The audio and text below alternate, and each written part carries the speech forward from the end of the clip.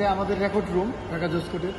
এটার চতুর্পাশে এক সময় মানুষ কি বলবো যে এত ময়লা আবর্জনা ছিল, সেখানে অনেক বেশ কিছু ময়লা আবর্জনা ছিল, রাবিশ ছিল, ময়লার দিকও ছিল। এগুলো আমরা পরিষ্কার করে আমরা অনেক কষ্ট করে আমরা ফুল গাছ লাগিয়ে দিয়েছি, বিভিন্ন ফুল, এই যে ভেলভেট, তারপর এই যে গোলাপ, তারপর যে ঘন্টা জবা, তারপরে যে লাইটিং করা হয়েছে। রাতের যে দৃশ্য, রাত 8টার দিকে যদি আপনারা এখানে আসেন দেখবেন যে এখানে ঢাকা জজ কোর্টের যে মনোমুগ্ধকর চিত্র এবং দৃশ্য লাইটিং সহ, মানে এখন শুধু সৌন্দর্য দিয়ে হয়েছে তা না, এই গাছগাছালির জন্য মানুষ এখন অক্সিজেন পাচ্ছে সহজে। বিচারপ্রার্থী মানুষ সহ, বিজ্ঞ আইনজীবীরা, মাননীয় বিচারকবৃন্দ, আমাদের সম্মানিত সকল স্টাফরা, সবাই একটা স্বাচ্ছন্দ্য ফিল পরিবেশ, মনোরম পরিবেশ, একটা ফ্রেশ পরিবেশ পাচ্ছে।